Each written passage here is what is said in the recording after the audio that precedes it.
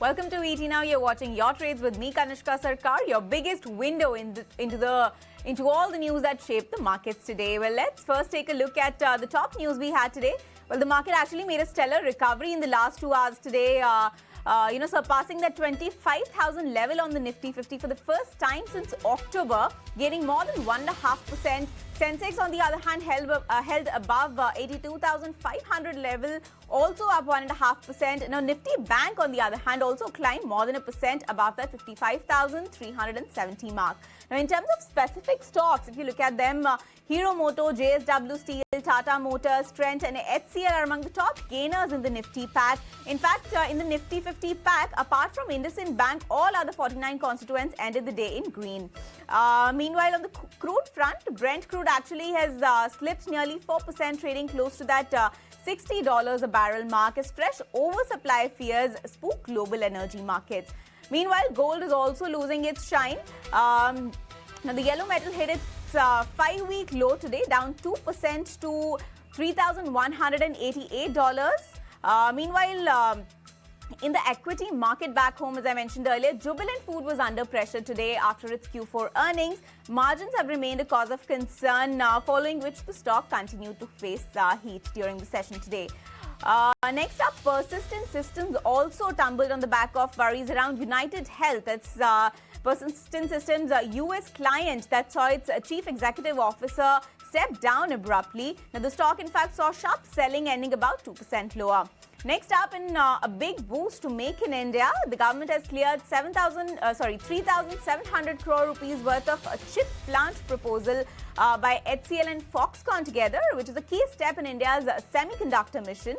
Also, power plays in the works quite literally. Sources say that electricity amendment bill draft has been finalized and hence reforms may be closer than expected.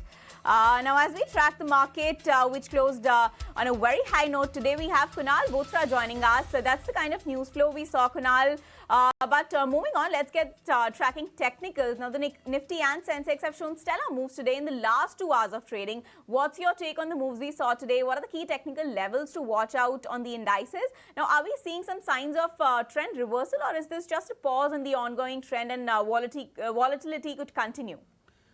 Good afternoon. Thank you so much for having me for the show. Now, it's interesting because, what started off, the markets in this week, Monday, we had a stellar day for the markets, and post that in the subsequent next 2 days, there was hardly any major follow-through. Today's move indicates that the markets are seeing a strong follow-through up move. Now, there are a lot of distinguishing factors for the markets this week. You saw the large cap stocks started to show signs of a breakout, and then there are large cap stocks which start to show signs of a much more stronger breakout today, followed by exceptionally strong volumes for many of these pockets. Then you saw the index coming back again to that 25,000 mark. That was led by extreme amount of short covering, and especially at a point where mid-session there was a zone where 24,800 mark and 25,000. These were the two strikes where there's been huge amount of call writing. We managed to see a massive reversal into this major strikes also for the index. That led to the index moving up higher. So net, when we're looking at the markets in the last 3-4 days of price action, today's price action, it indicates that we are looking at a zone where large cap stocks are firing up on all cylinders. And whenever you have that kind of a scenario where large cap stocks have done reasonably well, the index has managed to look fairly attractive. One more point which was seen in the second half of the market session today is the India VIX falling down. So which means the point which you made, that will the volatility increase? In fact, we are actually seeing the volatility subsiding for the index. That indicates that the sentiment is starting to become positive even from the market perspective. So all in all, bullish on the index, and now we are looking at a higher target of 25,500 for the Nifty over the near term. All right, let me say large caps firing on all cylinders, right?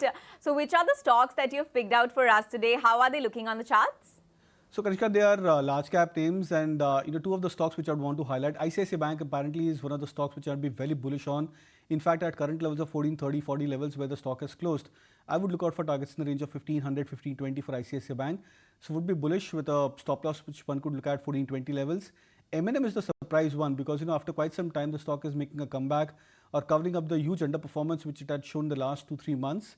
So would bet on M&M from current levels 3300 as a target and stop loss at 3080.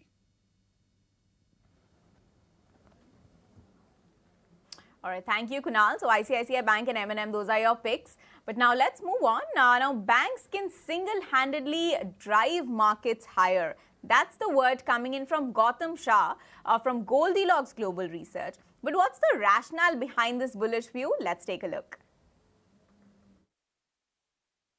Leadership is clearly with financial services. I think every time I've spoken about it, we've always had a bullish stance, and the way the bank Nifty has come back to test levels of 56,000 to test new lifetime highs and to sustain there, and the way some of the top banking stocks have behaved in the recent past, I think it's amazing, because it just tells you that the banks can single-handedly take this entire market higher. So I still feel that the leadership is with the bank Nifty, and my eventual medium-term working target for that index is about 60,000. So there is another 10% to play for. So if the index moves 10%, you can expect stocks to do anywhere between 12 to 20%. So that's where you need to be seriously committed into.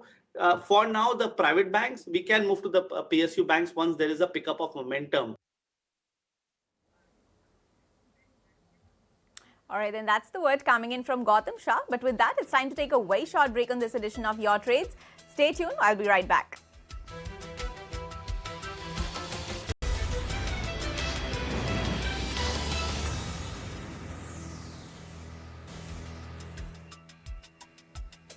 Welcome back to ET Now. You're watching Your Trades with me, Kanishka Sarkar. Well, now let's get to an earnings candidate. That's Kirloskar Oil Engines. Now, the company during this fourth quarter secured a big order from the Indian Navy to design and develop a 6-megawatt medium-speed marine diesel engine.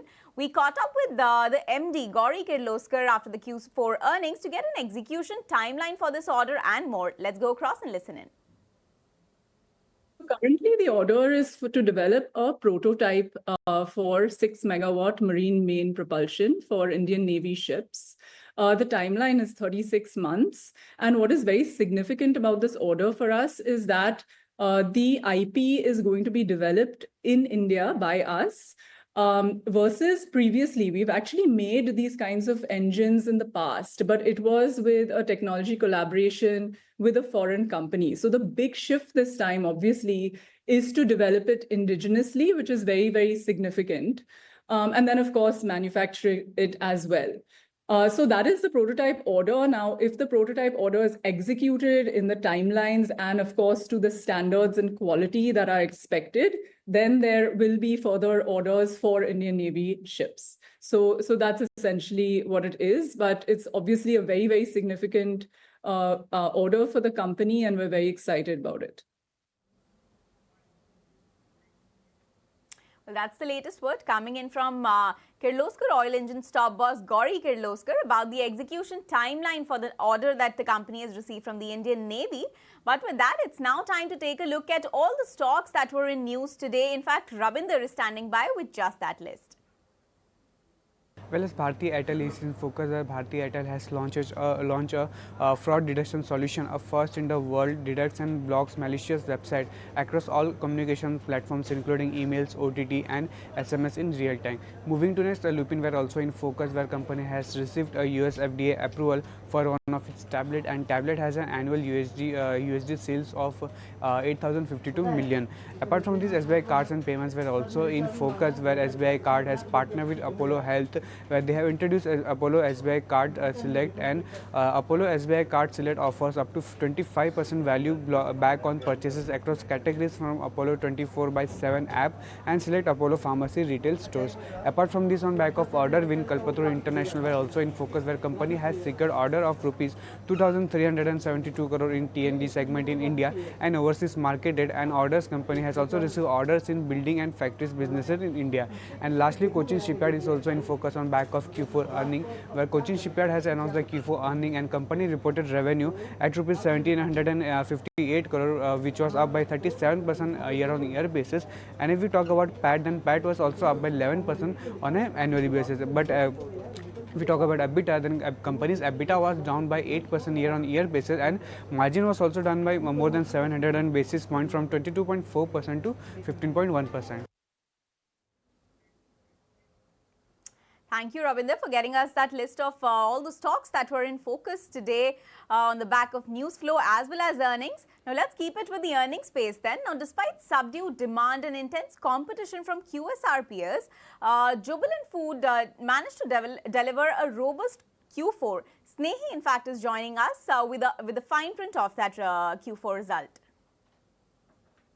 Well, yes, if you take a look at Jubilant's Q4 numbers and you compare them with Bloomberg estimates, then it's a beat coming in. Revenue has gone up by 33.6% on a year-on-year basis, coming in at 2,100 crores. Net profit has come in at 48 crores compared to 207 crores. Now, you have to remember that this time last year, there was an exception item of 170 crores, an exception gain. So, if you don't account for that, then there's a growth in net profit coming in at 48 crores compared to 37 crores, an uptick of almost 30% on a year-on-year basis. EBITDA has also come in at roughly 389 crore rupees, up roughly 25%. EBITDA margins are slightly under pressure at 18.5% compared to 19.8%, down 130 bips on a year-on-year basis. This is one of the reasons the stock is under pressure today. And secondly, the operating profit is not trickling much into the bottom line. There's not been a big jump on the bottom line. That's also causing some pressure on the stock today. Total store network stands at 3,316, out of which Domino's share is 3,031 and 50 stores were added in Q4. Domino's like-for-like growth is 12.1%, delivery like-for-like growth almost 22%. Domino's India revenue is also up by 18.8%. In terms of management guidance, they've said that they will be adding 250 Domino's stores in India and 30 in Turkey. They also see margins going up by 200 bips very soon. And if you take a look at what brokerages are making of these numbers, Goldman Sachs has maintained neutral rating, hiked the target price from 700 to 730 now. Citi has maintained the buy, hiked the target price to 805 from 750 earlier, and Jubilant is their preferred pick in the QSR space. For Nuvama, they've maintained buy rating, hiked the target price to 838 from 776. Antique, on the other hand, maintains a hold rating but has also hiked the target price to 653 rupees from 564 earlier. So bullish calls from brokerages, they've hiked target price, but well, yes, that's a roundup on Jubilant's Q4 numbers. Thank you, Snehi, for all that number crunching.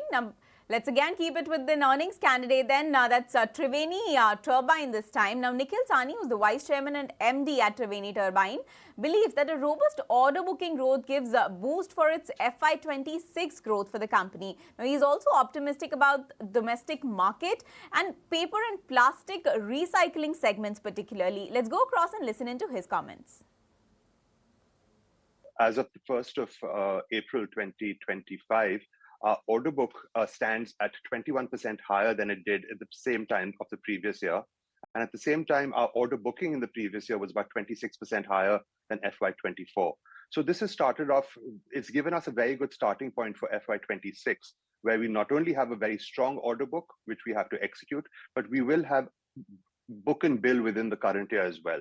Quite robust in its waste heat recovery as well as greenfield and brownfield expansion. But we have newer sectors such as paper recycling and plastic recycling, which also give good confidence for a continued momentum of order booking in the domestic market.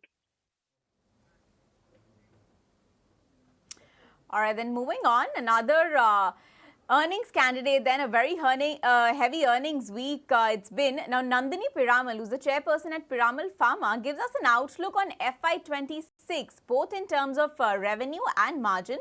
Let's go across and listen in to what she had to say. I think what we've said is it will be a muted revenue growth as well as EBITDA for the next year, but we do expect an increase in PAT, especially as we think that the geographical kind of alignment will happen. So we think that there will be better growth across each of the sites, so our tax rates should become closer to normal. All right, then that's the latest coming in from Piramal Pharma's management after its Q4 earnings. But then moving on, the worst of the trade impact is over. That's the word coming in from NIIT's MTS's Vijay Thadani. He believes that FY26 will be a better year for them. Let's go across and listen into their roadmap into growth. I think the most important thing which has happened, so first of all, I think the growth is 8% year on year in this quarter, and we would have liked to see it better. But I think what is significant is some of the commentary and the economic uncertainty which has been happening in the marketplace. And since, as you know, most of our work happens in the Western Hemisphere, and we are looking at a margin which is better than 20% that we had over last year. I would say it will be substantially better than that. We added 2 new logos. One from hospitality industry and one from aviation, and many of these are at various stages of contracting. All right, then that's the latest from NIIT MTS. Now let's move on. Now V. Ramachandran, who's the director and CEO at V-Guard Industries, expects to double the battery business in the next 4 to 5 years. That's what he has said to us in a conversation. Now he has also maintained the long-term guidance of 15% growth each year in these 4 to 5 years. Now let's go across and listen in. So the battery plant, we had about 3 years back announced setting up of a battery plant in Hyderabad. And, about 18 months back, this battery plant was commissioned. And, we have reached the full capacity utilization, and we continue to source batteries from the market.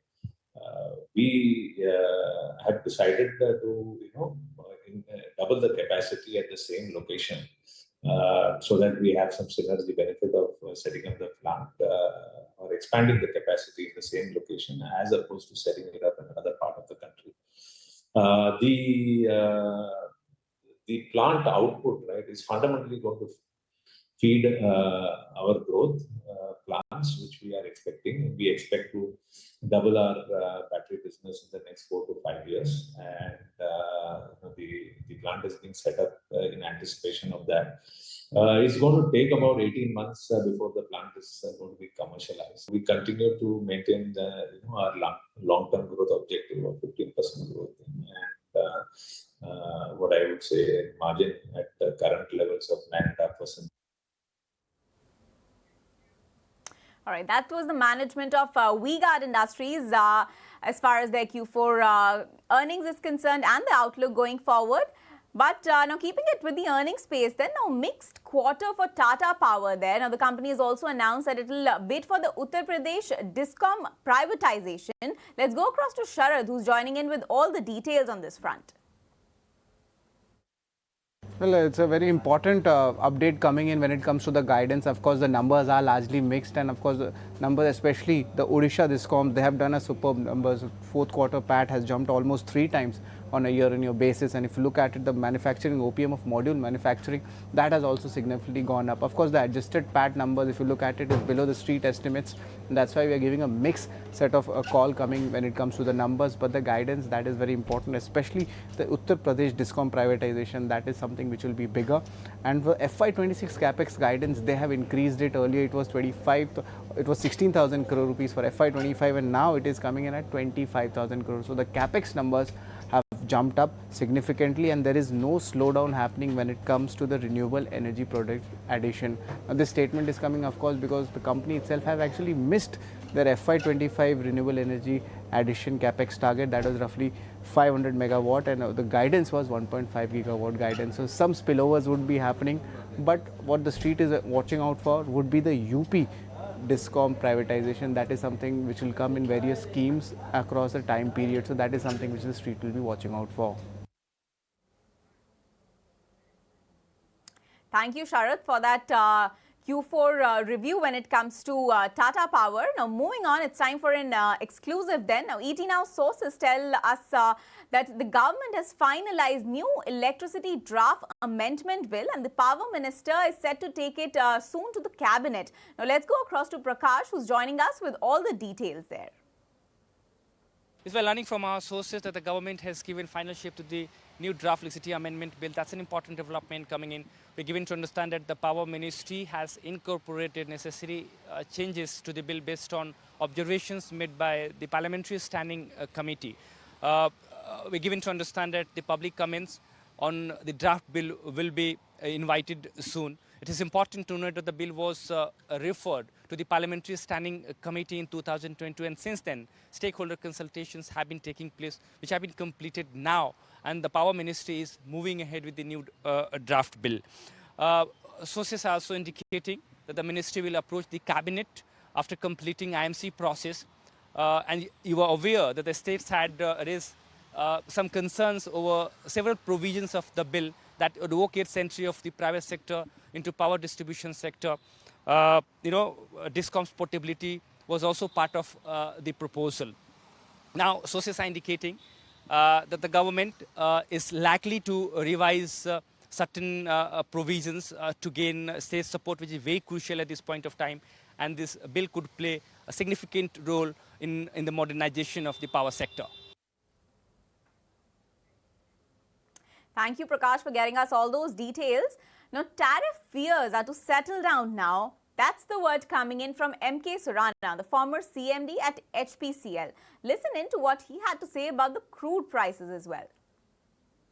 The faster rollback of the voluntary supply cuts which the OPEC nations have taken.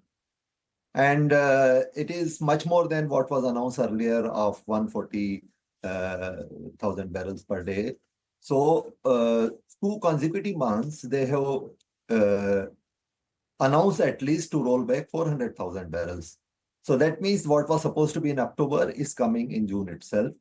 These 2 parts are guiding the crude prices downwards. In coming future, of course, some of the tariff things will get settled. Of course, there are also some of the conflict zones which are also tending or giving signs of some resolutions. But the demand scenario has not substantially improved from that time. And to that extent, I would assume that the crude prices should remain in the range of 60 to 70.